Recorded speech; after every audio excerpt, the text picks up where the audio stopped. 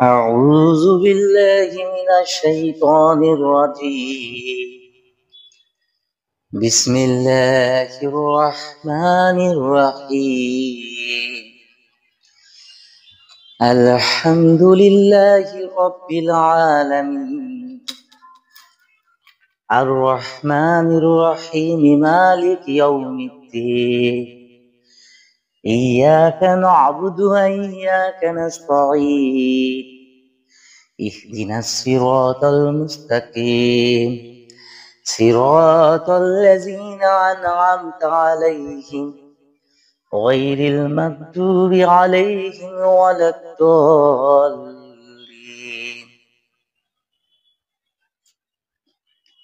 সূরা ফাতিহা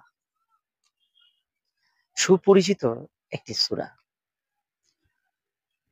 কোরআনের অন্যতম সূরার মধ্যে এটি সর্বপ্রথম এবং খুবই দামি একটি সূরা।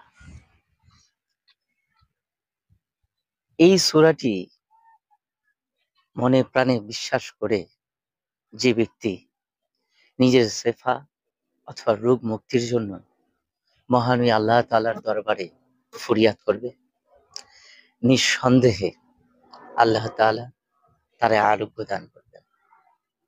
সহিহ বুখারী 2276। এমন অসংখ্য সূরা আছে কোরআনে। কোরআনে এমন অসংখ্য আয়াত আছে যে আয়াতগুলো পড়লে দাওয়ার প্রয়োজন হবে না, ঔষধের প্রয়োজন হবে না। অটোমেটিকলি আপনি সুস্থ থাকবেন এই মাবুদের দয়ায়। আপনি আমি বেঁচে আছি কারণ আপনার আমার হায়াত এখনো আছে। আল্লাহ তাআলা হায়াত দিয়ে রেখেছেন আমাদেরকে। আপনি আমি এখনো উপলব্ধি করতে পারছি না যে আপনি আমি কতটা নিয়ামতের মধ্যখানে মধ্যমণি হয়ে আছি।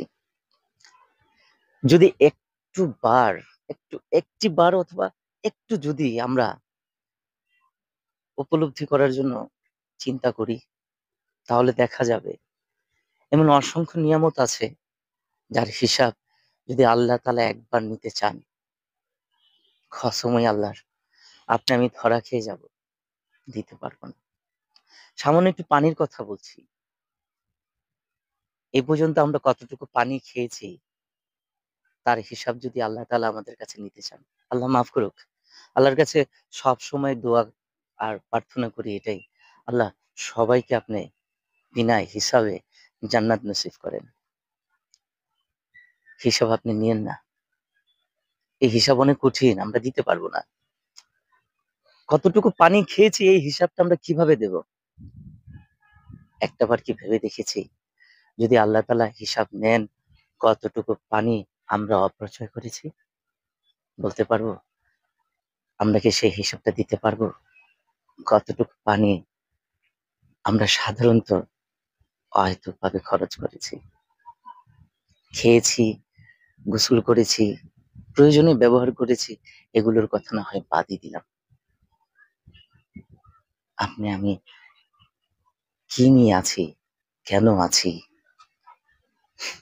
ভাই, সত্য তো এটাই, আমরা আল্লাহ তাআলার অশেষ নিয়ামতের মধ্যে মধ্যমণি হয়ে আছি। তাই একবার অন্তরের অন্তরস্থল থেকে বলি আলহামদুলিল্লাহ।